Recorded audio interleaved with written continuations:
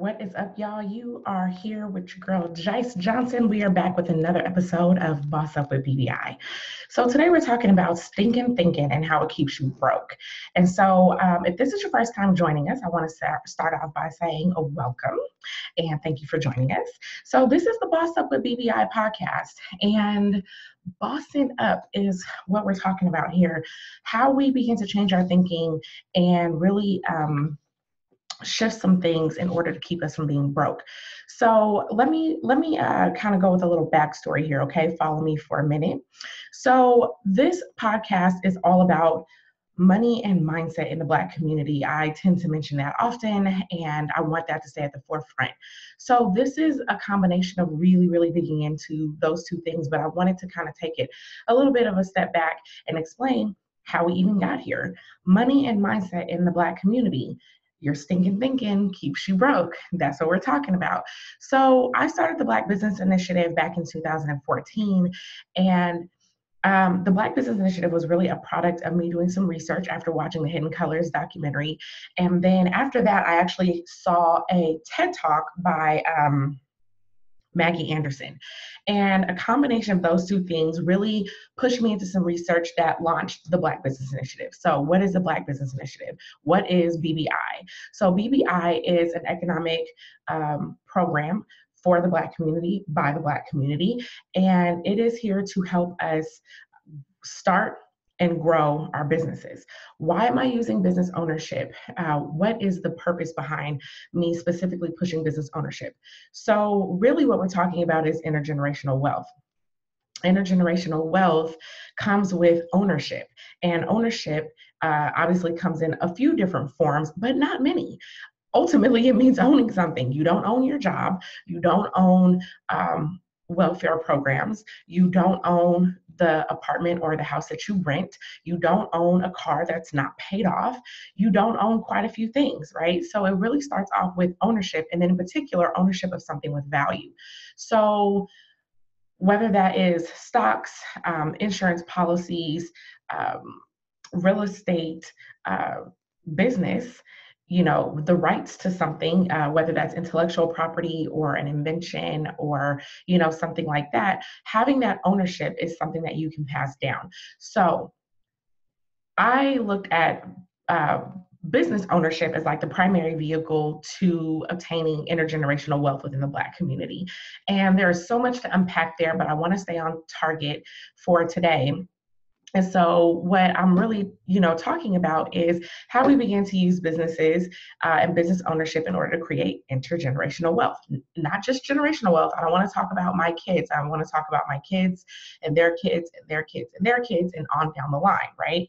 And so as I did this research, what I came around to was basically 4 pillars, and those are the 4 pillars of the Black Business Initiative. So if you go and look up bbiprofessional.com, what you are going to find are is information on business acumen, basically increasing our business knowledge, access to capital, mentorship, and patronage, which is how we circulate the dollar in our community, okay?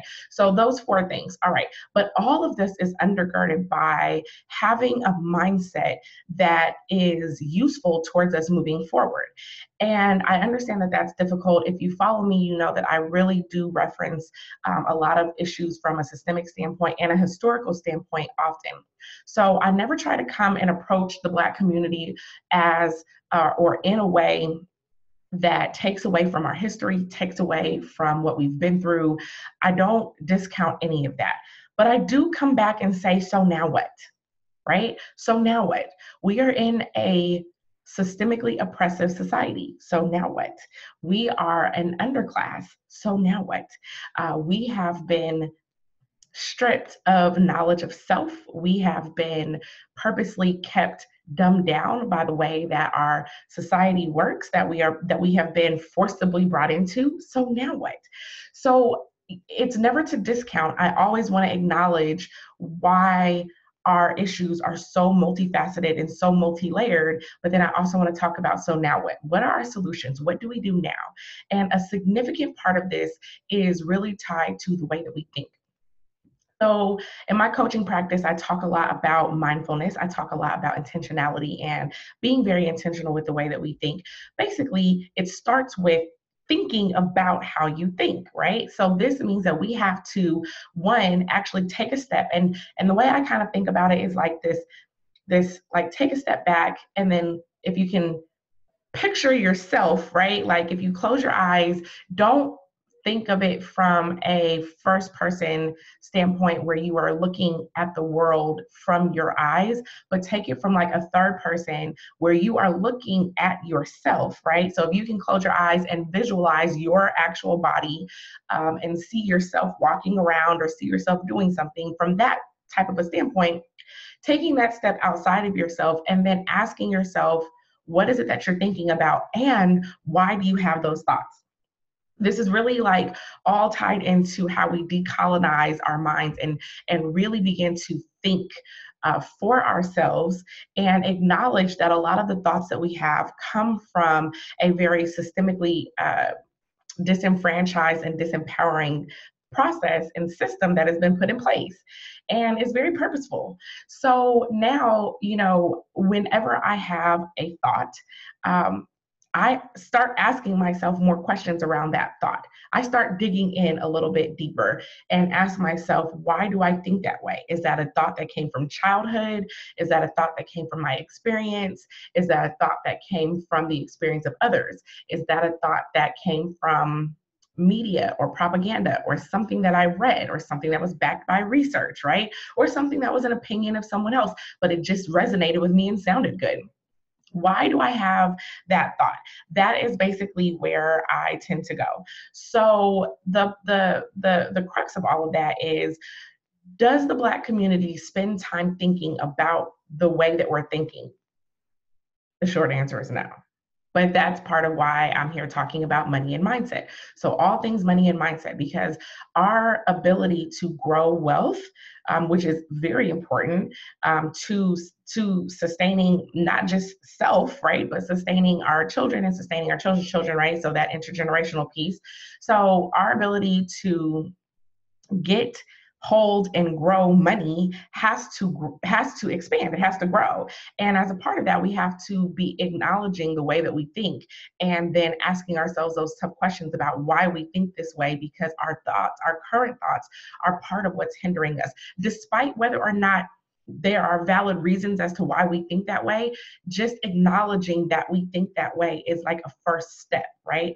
So you already know, if you follow this podcast, if you're new, you'll find out that's what we talk about. We're here talking about all things money and mindset in the Black community.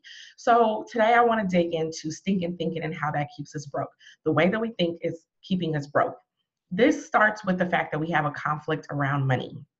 So again, this is an acknowledgement. We have to acknowledge that we have a conflict around money and the way that we view money. We want money. We really do. Like, nobody really wants to be broke, right? But we want money, but we also feel shame around wanting money. Sometimes we hate money. We look at people who have money in a negative way. Like, there's all these different thoughts, right? We don't learn how to make it. We don't learn how to keep it. We don't learn how to grow it. We don't have any type of good practices or habits around money. We tend to hear like really shitty things like money is evil or money is the root of all evil. And of course, you'll have people who can dissect some of those things, but just understand that we're talking about a conscious mindset and then an unconscious mindset. So what do I mean by that? Let's start with the conscious mindset. If I say you hate money, you're like, no, I don't hate money, right? That's your conscious mind talking to you. I don't hate money. Of course you don't hate money. You needed to pay your cell phone bill and you needed to pay your internet bill. You care about those bills. You needed to pay your car note. You needed to pay your rent. You needed to pay for some clothes. You needed to get into the club, right? So you recognize the need for money. But then when I say that you hate money, part of that is because you look at everybody who's rich, like there's something wrong with them. They're snobby, they're stuck up, they think they're better than everybody else. You look at them as being not good people. They're part of the problem. They don't understand. They have all this privilege, right? Despite the fact that we're creating a ton of generation multimillionaires. So a lot of people who you see walking around rich today have worked for and earned their money, whether they be Black or white. Most people that you see today that are millionaires, multimillionaires, even a lot of the billionaires, they're all first generation. They're not all, but a significant portion of them are first generation, right? But we see them as being lazy and not wanting to work for nothing. Oh, you got a nanny and you got a tutor and must be nice, as though that's how they've grown up. And a significant portion of them haven't. But that's the way that we see people. And so in particular, rich people. So what happens is that our subconscious mind is saying, I don't want to be like that. Even though your conscious mind is saying, I want to live that life. So those two are in conflict. And you have to think about the way that you're thinking in order for you to begin to change that, right? That is some stinking thinking. I know that's going to sound corny the whole time, but I don't care. We're going to talk about it, okay? So those thought processes are in conflict all the time. And for starters, we have to acknowledge the subconscious thought. Right? So you might be a person who looks at somebody who's doing something and you're like, man, I could do that. But your subconscious mind is telling you that you can't, that you're not good enough, that they must have something that you don't have. Those thought processes are in conflict. And so what happens is that it doesn't matter if you practice affirmations, which I will touch on because affirmations is very key and important in this conversation around changing your thought process. But it doesn't matter if you practice affirmations if you're subconsciously telling yourself something different, or if your actions are not in alignment, right? And so this is, again, just something that I talk about with clients. Like, this is literally a part of my coaching program to discuss this. So I'm just dropping out a little bit of tidbits here on what I talk about, is the fact that we have to be in alignment. So let me give you an example of that.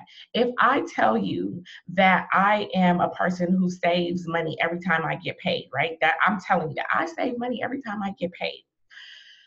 I'm only going to be able to keep saying that out of my mouth if, one, I actually save money every time I get paid, or two, I start that very closely after I start saying it.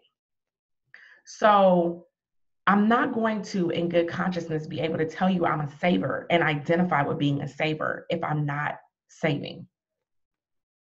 So what happens is that if you begin to have, if you speak out affirmations, what you were working on, and the whole purpose behind affirmations is to shift your thought process, right? And to begin to say and speak in alignment with what you want to have happen in your life.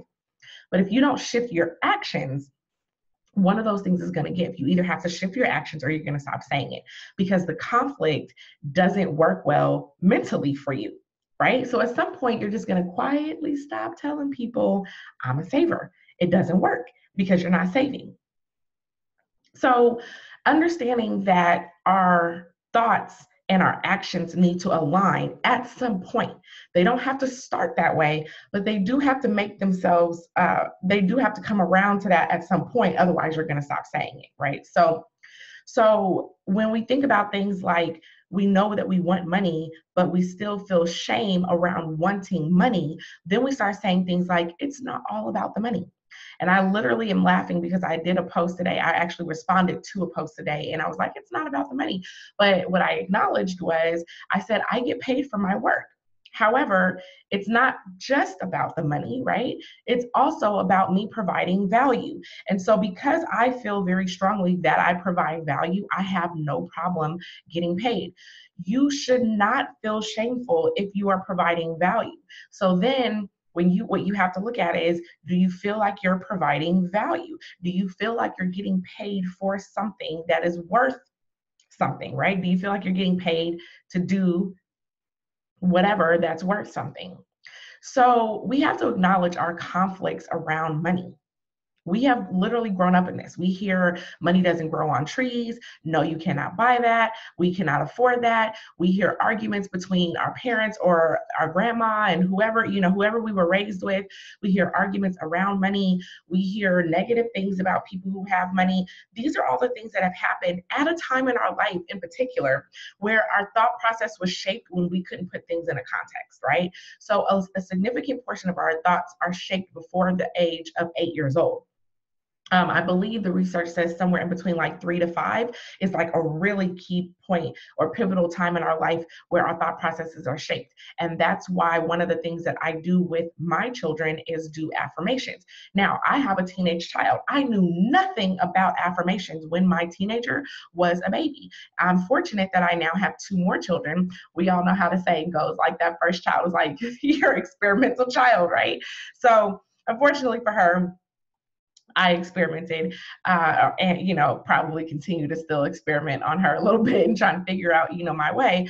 But so now I have her practicing affirmations, but I had her practicing that much later in life, and so it's been a struggle for her at times to practice her affirmations because she feels like she's saying something that isn't in alignment with what she does all the time, right? Or the way that she behaves all the time. So for my younger two, especially the one who just hit 3, it's really important that she begins to practice affirmations because I have to empower her at a time and a point in her life where her thought process is really being shaped. But uh, the majority of us have not had that conditioning and not had that grooming. And so it is important for us to acknowledge, again, that a lot of the ways that we think have been shaped by this place that we were in as children when we weren't able to put into context that, money isn't really evil, or mom said money doesn't grow on trees because her mom said money doesn't grow on trees because we ain't never had no money. And when you're asking for something and your parents can't provide to you what you're asking, that hurts parents, right? Like, I'm a mom.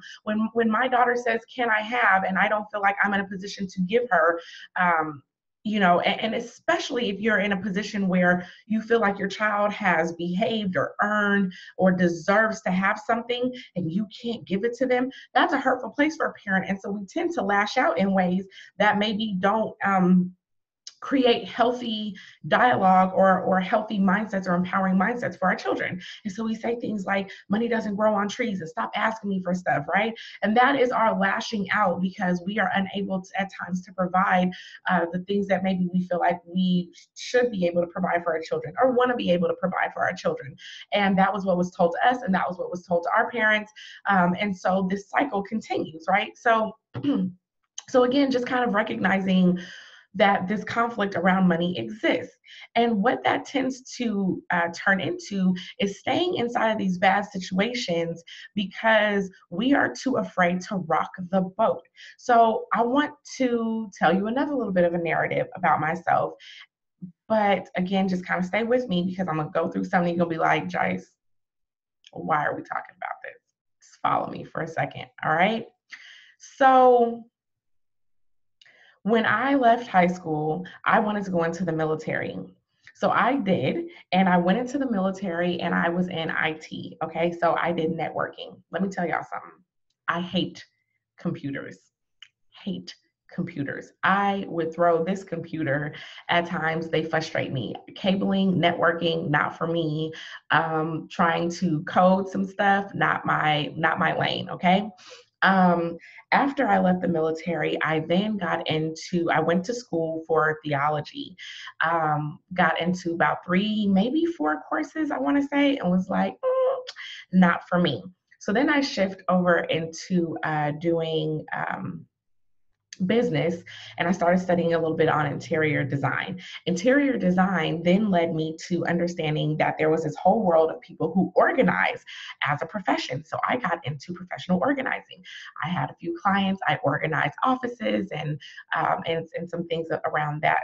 And that was not really what I wanted to do either. But that let me know that, one, I was a good manager, I was good at organizing. And then as a part of that, I had this clientele where I was helping them with a few other things like some graphic design work, and I was helping them with some things like building their websites. Okay. And so again, not like from a coding standpoint. Okay. I was using, I can't even remember the software, but before Wix came out, there was another program that was out, and I was using that to build their websites because I kind of had this eye for design and what looked nice, right? And so I was doing those things, and I did not like that, but I found that people would pay me for that. So what I did was I then opened up my business where I began to hire people who could do the work, and I was doing the sales. not that I love sales, but I was able to talk to people about value and they understood that. And so that was kind of a business that I had for a while, was a graphic design and a web design, a web design and graphic design business. But I had begun to hire contractors. And so as I worked on hiring contractors, that is a little bit where I learned about different types of business models and how you can set up your business in a different way. And so when I coupled what I had learned from school, what I had learned from my own experience in business, actually, let me back that up. So I forgot that somewhere in there, I also took up retail. So I was working in retail for a little bit. That was not the job for me. And then I also took up in corporate America, I had been an office manager in multiple places, administrative assistant, office manager, things like that. Again, another area where I was good at, but not passionate about and didn't love. And then also there was a time that I sold financial products. So I sold life insurance, that was a place where I learned how important finances were. And I learned that finances resonated very well with me. Like, I cared about my money, but it wasn't necessarily the thing that made me passionate about going to teach to other people in that way. Like, I didn't want to sit down and do one-on-one appointments and talk to you about why you should care about protecting your family. So then after the web and graphic design business, and I started getting into like different business models, that is when, like I said, I learned about the hidden colors, started learning about the plight of Black businesses. And that was like a place where my passion pulled. And then started learning about productivity and like realizing that I had always been really productive in my life and that I had a lot of tips and tools to teach people who really struggled in productivity, right? So I talk a lot around the fact that 92% of us actually never complete our goals. And I was a person who, for the most part, have been completing my goals. And so as I walked through that, productivity became a big thing, mindset became a big thing, business became a big thing, finance became a big thing. All of those became big themes in my life. And I pull all that together and bam, 5 years later, I have the Black Business Initiative. And so what is the point of all that? The point of all that is part of our struggles when it comes to mindset is that we are so fearful of failing that we don't allow ourselves the trial and error to find clarity. Let me say that again. We are so fearful of failure that we don't allow ourselves the trial and error to find clarity. So the reason why you struggle and why you stay broke is because maybe you found something that you're good at but not passionate about and you don't love. Maybe you found something that you went to school for that someone told you you should be in, or someone that told you this was a lucrative thing, or you found something that was easy. Like, one of the things that I wonder about is how many people go into criminal justice, and then I ask them, what are they going to do with that? And they really don't know. It's a fucking easy degree. And the only reason why you care about going into that degree is because you kind of sort of care about people's problems, and social, and criminal justice leads to social work, leads to helping people with their problems. And so I just sometimes stop and be like, wait, what? Not that you can't go through that trial and error process, right? But there's this place where we really don't know what we want to do, and we don't spend the time going through the trial and error to figure out what to do next. I have, at least off the top of my head, like 5 people who have criminal justice degrees, and somewhere into their 4th or 5th class kind of realize that they don't care about criminal justice, but they refuse to switch majors because they don't know what else they want to do, right? And so I kind of walked through this life of mine to tell you how I got here in front of you, talking about money and mindset, practicing living a productive and intentional life, and how I got to teaching people how to start their business, how to come up with a profitable business model, how to become successful, how to move their life forward in a way that matters and is impactful. It did not happen overnight. I was going to make a career out of the military. That was what my initial plan was. 17 years old, I signed up for the military. I was going to make a career out of the military. So I feel like one of the things that I see is that it's like we really don't give ourselves true permission to just dream or try something and realize this is not for us and change course. When I was in Primerica, one of the hardest things was to leave because they made it seem like if you left, you were a failure, that you didn't try hard enough, and that clearly you didn't see the importance of this work, which couldn't be more, asinine and off base for who I am. I spend a lot of time talking to people about their finances. I tell people you should have life insurance. I still have life insurance, have the same policies that I've gotten. I've added to those policies. If something should happen to me, my family will be straight. Believe that. But the way that that business model wasn't the business model for me. Do I believe it's a business model that works? Absolutely. I know people who are really, really successful in it, really successful. Doesn't mean that it's the business model for me, but I had to finally get over the idea that this was failure for me to walk away in order for me to find my purpose. And as long as you're still fearful of the notion or the idea that you're going to fail, or you're so comfortable with being in an uncomfortable situation, but not an uncomfortable situation that's actually lending to a bigger or a greater purpose, you are going to continue to be broke. You're going to continue to struggle. You're going to continue to struggle. So let me now back up a little bit because I want to talk about that struggle, about being uncomfortable. I am uncomfortable on a regular basis. First of all, I regularly put myself into positions and into rooms and into places with people who are smarter than me, who are more successful than me, who are doing better than I'm doing.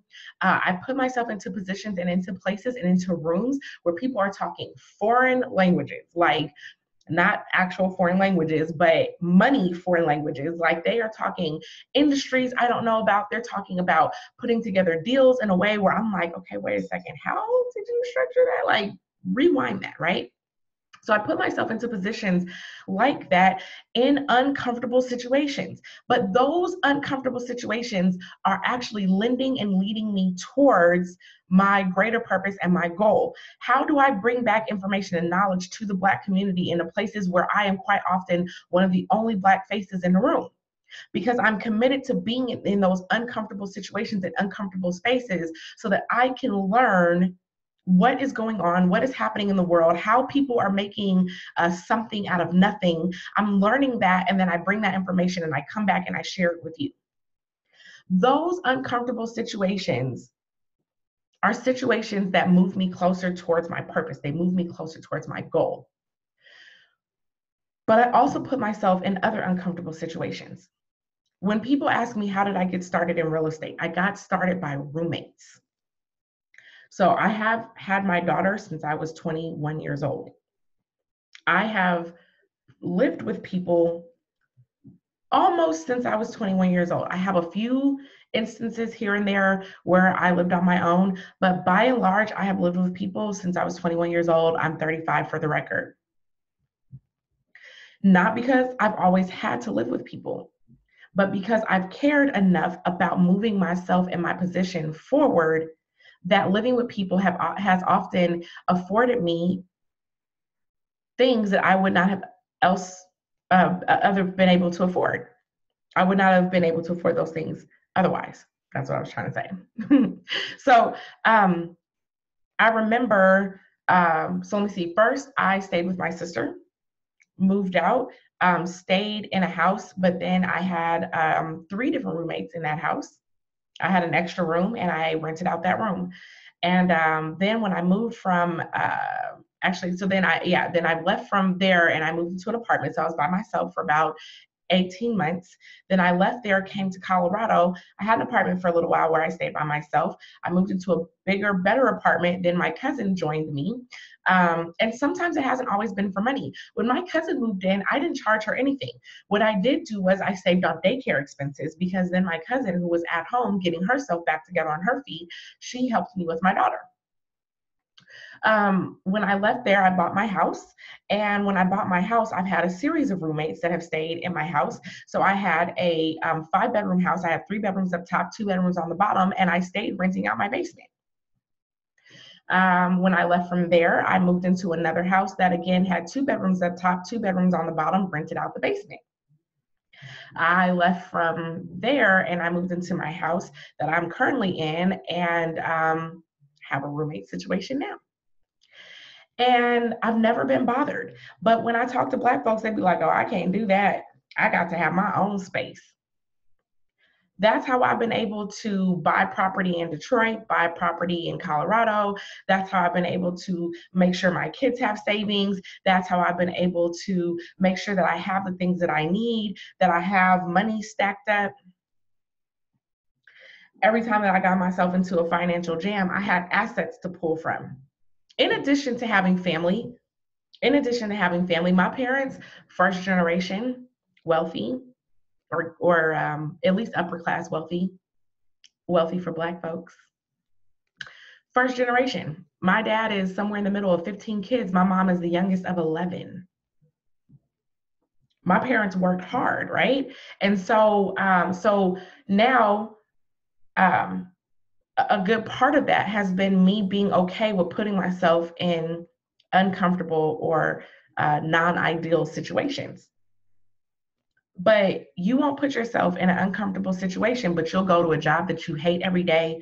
You'll be around people who you can't stand. You work in a second job. You don't take a roommate, but you'll work a second job. You won't start learning how to trade foreign exchange or dabble in stocks or build a business, but you'll go and slave for somebody for overtime. So instead of working 40 hours a week, you work in 50, 60 hours a week. You won't be in those kind of uncomfortable situations. You won't be in that, right? So you won't go and like downsize to a space that's good for you. I think I forgot one place in there. I think after I left that 4-bedroom house, I moved into a 1-bedroom apartment. I forgot about that. I moved into a 1-bedroom apartment for a year. At the time, I had just had my daughter, my second daughter. So I had 2 children. And I was getting ready to make some bigger moves and I needed to consolidate and save some money. So what I did was I moved into a 1-bedroom apartment. And if you came into my house, my bedroom was in my living room.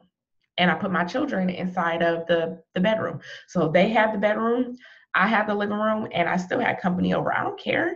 People walked in and was like, oh, this is interesting. Why did you do this?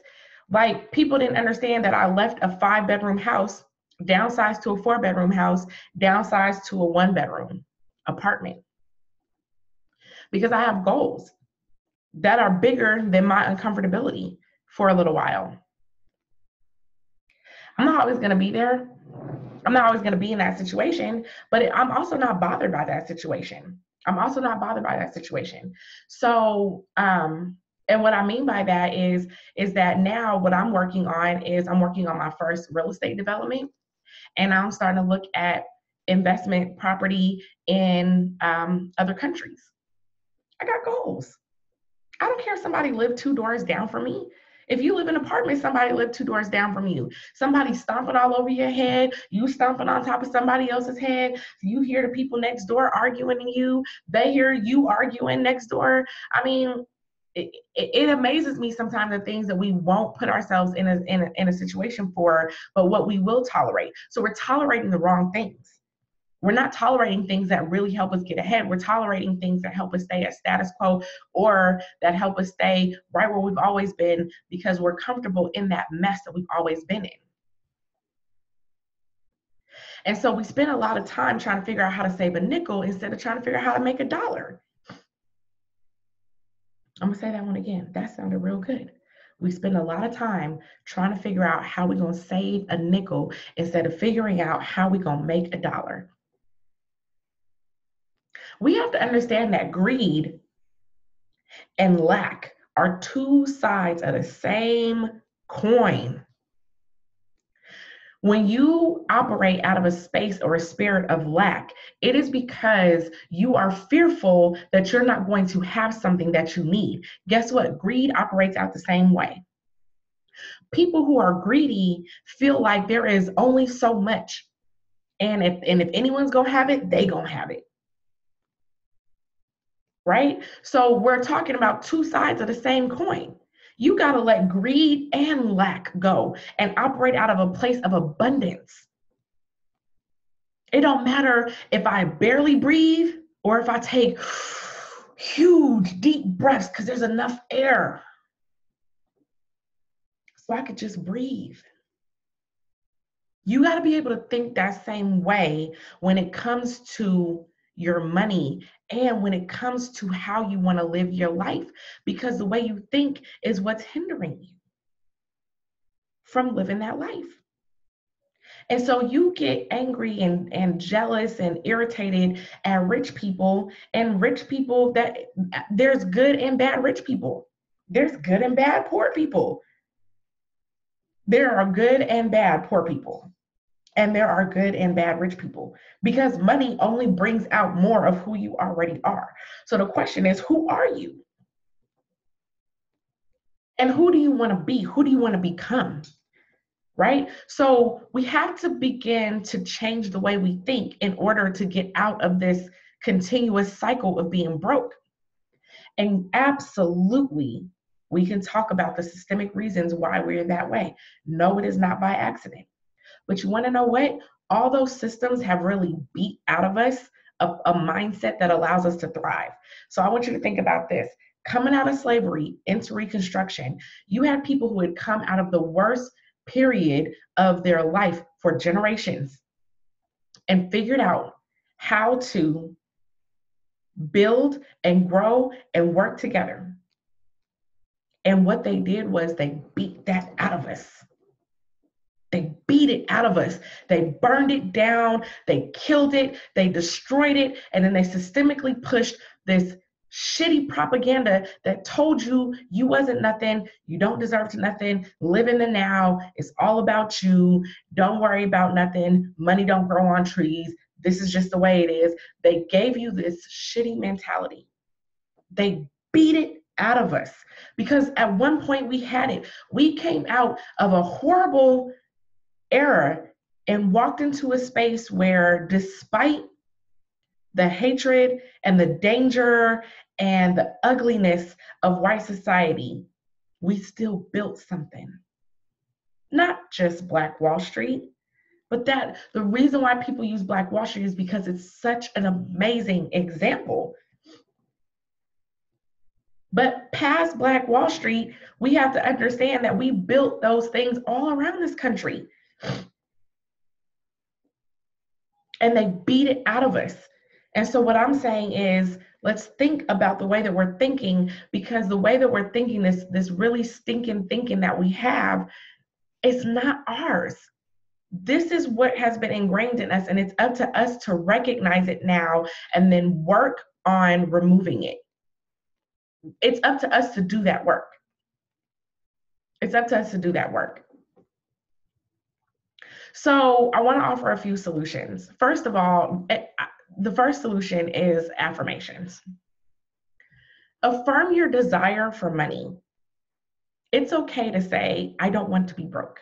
It's okay to say, I'm not going to be broke. It's okay. Really, that's the opposite way of doing an affirmation. Go the other route. I live in abundance. I have money. I'm prosperous. I make money every day. But affirm yourself around having, keeping, growing, getting money. Affirm yourself in that. So that's really step one. And I know that it seems like it's a light step, but it's not. But here's going to be step two. Say that. I'm no longer going to be broke. I'm going to live in abundance. Then sit back for a second, close your eyes, and allow yourself to dream about how you're going to do that. Allow yourself, just let go. Don't hold back. Write down every thought that comes to you. It doesn't matter how stupid you think it is. I'm no longer going to be broke. I'm going to live in abundance. In order for me to do that, I'm going to move to Thailand. In order for me to do that, I'm going to move to Costa Rica. In order for me to do that, I'm going to go and live on an island. In order for me to do that, I'm going to get a better job. In order for me to do that, I'm going to open my business. In order for me to do that, I'm going to embrace minimalism. In order for me to do that, fill in a blank. Literally, whatever comes to your mind. Don't try and dissect it yet. Don't try and talk yourself out of it yet. Just have a seat, close your eyes, affirm yourself. I no longer want to be broke. I'm no longer going to be broke. I'm going to live in abundance. And in order for me to accomplish that, I'm going to, and then fill in the blank. Every single thought that comes to mind. And then do nothing with it. Sleep on it for a day, a 2, a week, and come back and then start reassessing your options and think about how you're going to put a few of those options into place. Give yourself permission to dream. Give yourself permission to think outside of the box. Give yourself permission to fail at something, change course at something, pivot on something. Give yourself permission for that. Give yourself permission to sit back and say, I've tried this, it doesn't work, I'm going to do something new. Give yourself permission to tinker around and figure it out. And stop feeling like you have to have it all figured out by 30. Because you don't. Who said that? Who said that? That mindset in and of itself is one of the most harmful mindsets. There are example after example after example after example of people who have started really making things happen for their lives in their 40s, in their 50s, some even later. I'm 35 and I'm still coming up with things that I'm like, oh, that's dope. I want to try that. If it's right in alignment with what I'm doing, I think I'm going to go for that. I don't have everything figured out. I'm not supposed to. I'm 35. I got time, y'all. God willing, I got time. God willing, I haven't reached even the halfway point of my life, right? I got time. I have time. And if I'm doing the things that I'm supposed to do, if I'm keeping my mind sharp, if I'm keeping my body good, if I'm keeping my, my money right, I got lots of time. God willing, I'll probably have like another 60 years. So just to recap, your stinking thinking is what keeps you broke. It's the way you think. And we have to think about how we're thinking. And that's going to start in this case with acknowledging your conflict around money, acknowledging your fear of failure, acknowledging that you have not allowed yourself trial and error to come to clarity on what you want to do, what you want to be, and the things that you're most passionate about that will bring you into that place and that space of abundance. It's also acknowledging that you are comfortable accepting the wrong types of struggles. And that what you really got to do is be uncomfortable in places that actually move you forward, not be uncomfortable in places that keep you stagnant. And then we got to start thinking about how to make a dollar. The one thing that I like people who can hear financial literacy and like really it resonates with them. But what I don't like about like Dave Ramsey and Susie Orman and the Budgetnista, and like seriously, like shout out to them for teaching financial concepts and principles. But I really hate that they make people like pull back and think about how to save a nickel instead of thinking about how to make a dollar. And I'll give you this example. Just today on the Budgetnista, like I followed the Budgetnista. And so in her group on Facebook, there was someone who was like, every quarter, I go on vacation. And she was like, she was like, she didn't say that she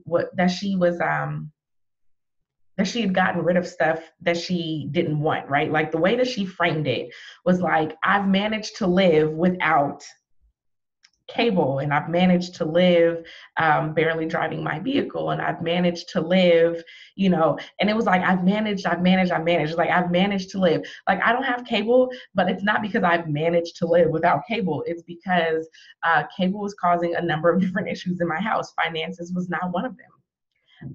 Cable was causing my daughter to be looking at some of these shows I didn't want her looking at, acting crazy. It was a distraction to me at times, in particular, as I was struggling through eras of depression, and as I was struggling through a lot of ups and downs in my life. And every time I'd hit a down, I'd be right on TV, just binging on TV all day, right? So I removed cable as a way to increase my productivity and also to get that negative messaging and propaganda out of my house. So that's why I removed cable. So I don't manage to live without cable. I got rid of cable because it didn't serve my purpose.